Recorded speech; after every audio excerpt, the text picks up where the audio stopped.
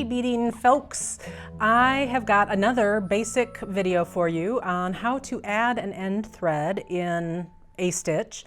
Today we are concentrating on right angle weave, which will include cubic right angle weave and prismatic right angle weave. They're all basically the same thing. So RAW, CRAW, and PRAW. This covers it all. So one of the things that I do when I decide whether I'm going to tie knots or not tie knots in a stitch is consider how loose it is. If it's a looser stitch, that means that there's more wiggle room for your thread to undo within the beads. And in those cases, I tie a knot. There's also stitches that are really dense, like it's like peyote stitch. If you weave back and forth in peyote stitch, there's no way that thread is coming out by itself. Right angle weave can be either. So you can use either technique, either the knotting or a knot knotting. It is kind of set up for knot knotting because right angle weave is basically done in figure eights, and that's ideal for doing weaving around in your beadwork. However, if it's a loose right angle weave, you might want to throw a knot in there once in a while. So I'm going to show you both techniques in one. Come on in closer and I'll show you what I'm working on.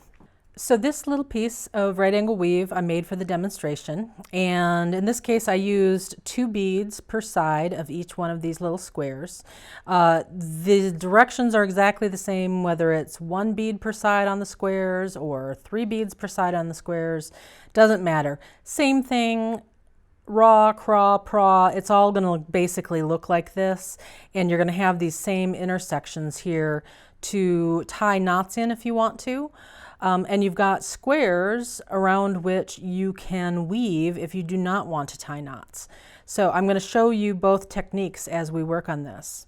I always get questions. Let's see, this bead that I'm working on is a Duracoat. It's the Duracoat Matte Pale Pink.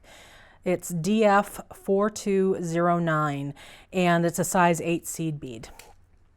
So the Duracoats are a permanent or it's a durable coat. They can't always say that it's a permanent finish bead because as soon as they do, somebody's skin out there is going to react to this. But I've never had any of the coatings come off on the Duracoats. I feel very comfortable about those. Okay, so number 1 rule of thumb for me is don't end off your new thread before you add your, don't end off your old thread before you add your new one, because you want to make sure that it's coming out in the same spot when you add the new one. If this was gone, you would forget whether does it need to come out over here, does it need to come out here, here, which direction does it need to come out, and that kind of thing. So this is just a bookmark for you, okay? Leave it there as the bookmark, and then once you don't need that bookmark anymore, then we can get rid of it. So here's a brand new thread that I'm going to go ahead and add in. And I'm just going to kind of work from somewhere over here, work my way up that direction. And I'm going to show you both how you would weave around and also how you would tie knots. Sometimes when you're weaving around to get to where you need to come out, you actually need to tie a knot to get there. So I'll show you that too. So I'm just going to kind of randomly pick a spot. Let's pick right here. I'm going to pass through the one side here. I'm going to leave myself a tail to hold on to. And the very first thing I'm going to do is the weaving around. So I'm going to go right around in a circle around this square. So that means pop in through the top of these beads, like so. I'm holding onto that tail with my left hand so that I don't pull it out as I'm doing this. Down the side, across the bottom.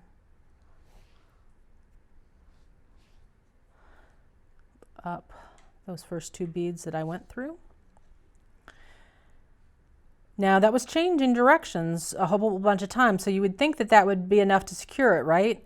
But because this is also a circle that I've gone in, if I tug on this tail thread, I can actually feel it moving through my hands. It's getting shorter. It's pulling all the way through. So that means the next square that we want to go around in a counterclockwise direction. Here we went clockwise. Now let's do the next square up, because that's the natural way that I can go, and go counterclockwise. So this time we're going to go across. This is something to watch out for. See how I accidentally caught the thread over in this other corner? Don't want to do that. So I'm going to back that out. There we go. Just get a better angle on it.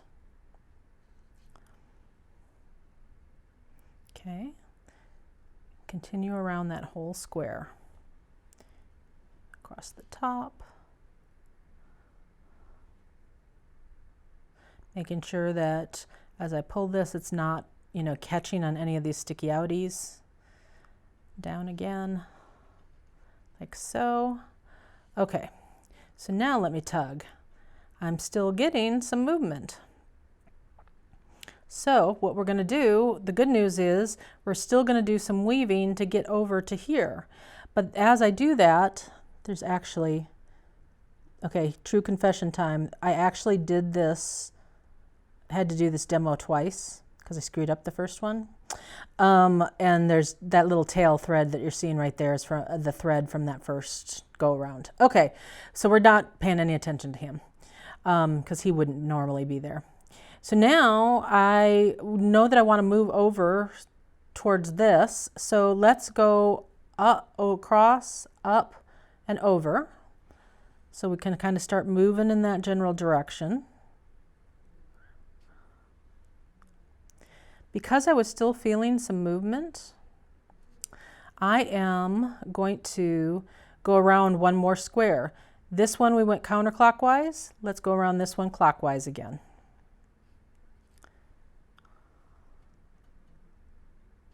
And that's one of the nice things about weaving is you can get instant feedback. So one of the things I would tell you is don't leave this tail too short, because you want to be able to pull it and feel it move a little bit and not accidentally pull it out when you're testing it. So you want to leave it long enough that testing it is not going to screw things up. Okay, so now I've gone around that one. Now let me test it and tug. And there is no movement whatsoever going on either side of this. So now it's super secure. Now here's my situation. I want my thread to come out over here. How am I going to get there? I can't go across because that violates the rules of RAW, CRAW, and PRAW. Remember, we want to keep those intersections free of thread. So here's how I'm going to do it. I'm going to come down. Now I'm going to actually tie a knot right here. And then once I've tied that knot, I will be able to pop back up and go across. So this will teach you how to do the knots in RAW, CRAW, and PRAW. So there's already threads that are attaching these beads together. We're going to catch them with our needle. We're going to pull your working this thread down. Now mine's a little bit shorter than yours probably will be. For demo purposes, I didn't make it super long. You want to pull it down slowly, okay? And you want to give yourself a small loop to work with here. Because we're going to pop our needle through the loop, if you have a huge loop and you pop your needle through there and then close it down, it's more likely to knot way out here instead of right down in the beadwork where you want it to be. So I do this slowly so that this doesn't knot on me as I'm moving it. I make sure that I've got a nice small loop to work with here. Then I'm going to pass my needle through that loop. It doesn't matter whether you do it front to back or back to front. Either way is fine. Now I'm just making sure that everything is right in that same intersection, okay, so that it hasn't accidentally looped over a bead over here. And again, I'm going to pull nice and slow and make sure that that knot does what I want it to. The slow part is going to be your friend. Trust me, it's going to make a huge difference in your world. So I'm making that nice and tight. That was a half hitch knot that I did. So now I can pop up these beads right here. I just changed direction, okay? because the knot is now holding my thread down there, and now I can come across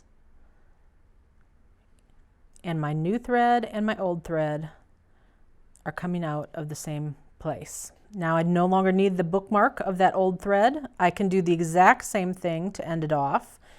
This little tail piece right over here that I used to hold on to, I snipped that off right away because I don't want to forget that I don't have to try to weave that in later.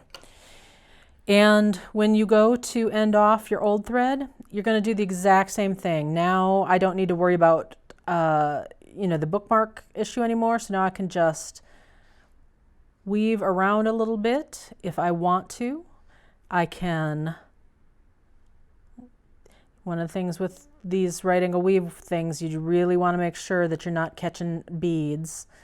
So I'm changing directions over and over.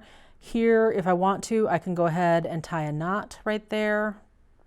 Make that nice and small, that loop nice and small, then pop through it and tighten slowly so that it doesn't do anything funky. And if it starts to do something funky, it gives me an opportunity to stop and fix it before it tightens down. The other thing is, if you use knots to end off your thread, don't tie your, don't cut off your thread right next to a knot. You want to move your thread a few beads away before you cut it off. If you are going to use only knots, then my rule of thumb is I want to do 2 to 3 knots in addition to the weaving around with right angle weave. So here we go. Here's my second knot. Nice and small loop through the loop, pulling down slowly. There we go. I'm going to pop it over a couple more beads, and right there I've done 2 knots. I've done a bunch of weaving around. Now I feel completely confident in cutting off that little spot there. I did a bad cut. Okay, let's go trim him. Hey you. I think I need some new scissors here. This one is getting a little bit dull. And then here I am. I've got my brand new thread. The old one's gone. You'll do the exact same thing with your tail thread. It's not as difficult as people think. The way to keep from getting really frustrated with adding new thread is those 2 rules that I tell you. Well, actually there's 3 rules. One is keep your bookmark. Add your new thread first so that you don't lose track of where you're supposed to go. 2, pull slowly so that you can see any problems before they already turn into a knot where you don't want it, and then you have to sit there and mess with it and pick it out and everything. And 3, make sure that that you make that loop that you have to pass your needle through small, because if you do it when it's way big, it's more likely to cause problems.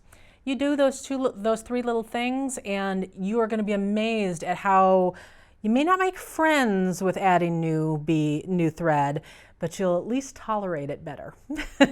You won't dread it. It won't be like that neighbor that you hate that has the barking dog. Okay, maybe I'm that neighbor with the barking dog. Sorry. Abby's really cute, but I hope this helps you with your beading. Don't be afraid of the beads. You're the boss. Happy beading.